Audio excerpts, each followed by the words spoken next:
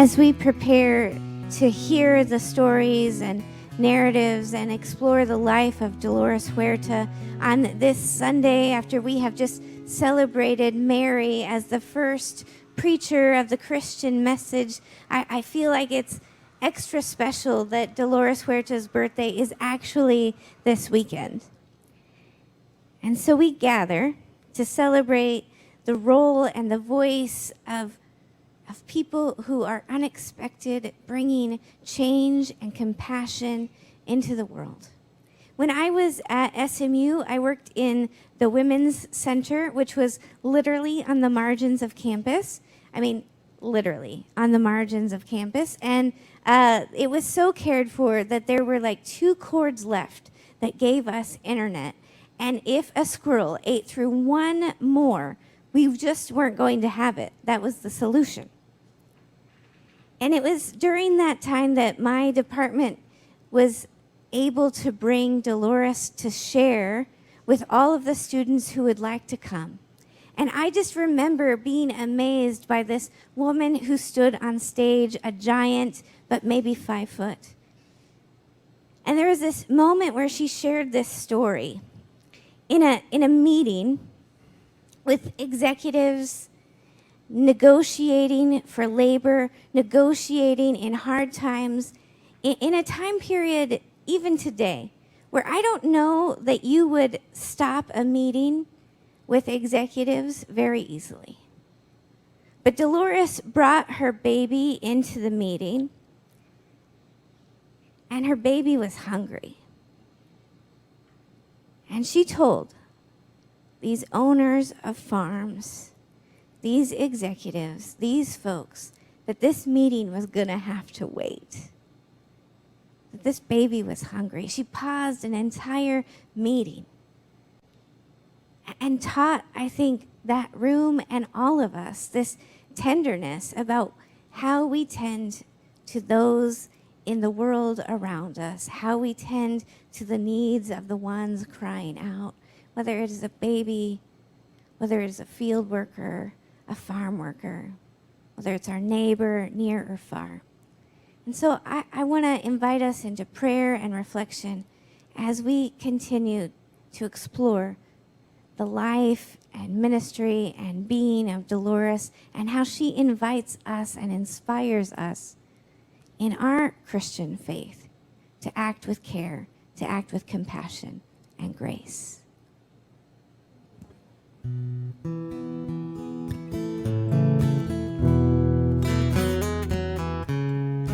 Rich in love and you're slow to anger.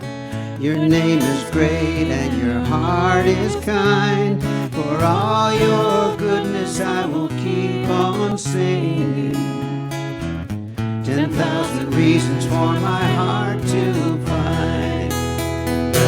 Lord, oh my soul, worship your holy name. Sing like never before. Oh, my soul, I'll worship your holy name.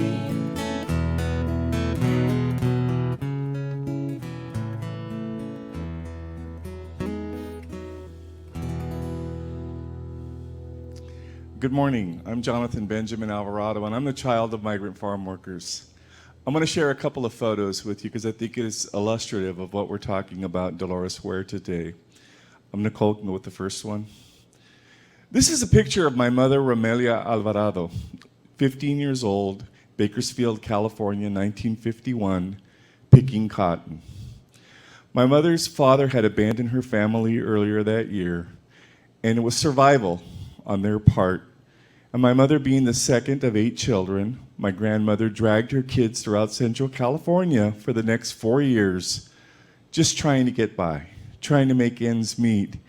And the most important thing about that, I used to be ashamed of it when I was a child, to think that this is what my mother had to do. But my mother shared with us the incredible amount of love that her family shared with one another as they struggled through this, and struggled mightily. It took a toll on all of them. Many of them spent the rest of their lives trying to get past that. I want to go to the second photo now. This beautiful woman is that same girl who was picking cotton. One thing that my mother shared with us endlessly is that there was dignity in what they did. And this is where Dolores Huerta enters the picture. As my mother's family went through Central California through all those years, going from crop to crop, location to location, 8 children born in 8 different places, my mother said that nothing that happened to them could ever diminish the dignity that they had for each other and for life. And so this beautiful woman that you see is a testimony to that. And what I think Dolores Huerta and Cesar Chavez and the Solorios and all the other people that my mother encountered during that period in her life did is that they gave voice to their existence and to their struggle. It's been ironic that I've been able to kind of follow the fact that more than anybody else in the farm workers movement, it was Dolores Huerta. She gave life to the term, si se puede. She gave life to what eventually became the United Farm Workers. She gave life to the Delano grape boycott, which I have to tell you is kind of funny. When I met my wife in 1989, 1990, I still wasn't eating grapes, even though the fact that their boycott had started in 1965 and had terminated in the early 1970s. I was down with the cause. My wife had kindly informed me that I was long overdue to start eating grapes again, and I had to go to the library and find out for myself. But what that told me was the seriousness and the centrality of what this woman brought to the table. She continues to inspire. She continues to give voice, to be truly an advocate. She took her empathy and radicalized it in a manner that I think few women like her have ever had. Here's a woman that started out child of a mine worker, who eventually became a teacher and became a social activist because she wondered how her kids in her classroom came to school hungry every single day. So for me, I feel such a deep affinity for all that she has given to us, and she continues to inspire to this very day. So I want to thank her personally for really helping give richness to the existence of people like my mother and her family and so many other people that we encounter. I feel truly blessed. Thank you.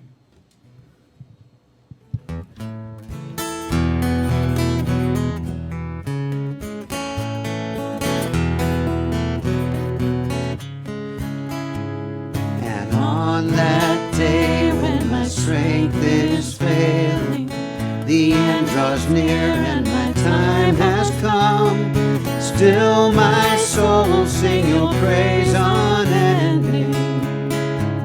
10,000 years and then forevermore. Bless the Lord, oh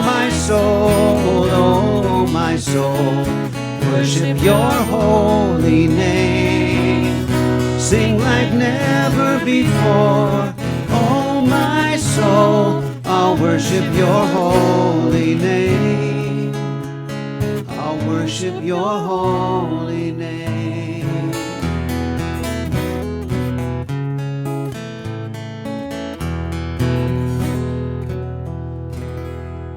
Thank you so much. My name is Dulce Sherman, and I am a firstborn generation here in the United States.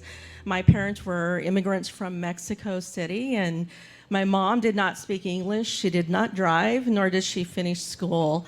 And oftentimes she actually worked in the fields picking potatoes, and us kids would often help her. And when I think about Dolores Huerta, she reminds me a lot of my mom in that here's this woman, and I've been blessed to meet her twice in my life, is this tiny woman, but strong, strong woman. And in thinking about, in reading and looking at some of the videos that Dolores has done, she talks about her mom very highly, how her mom was an entrepreneur, and that her mom always stood up. And my mom was very much the same way.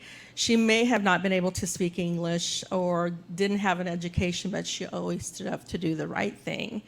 And I think about a couple years ago when I was in Lincoln, our Latino caucus went to go see her speak at UNL, at the UNL campus, and she would talk about all the things that she went through her life, the whole organization, and how she brought people together to come to a common cause. And afterwards, we had photographs taken with her.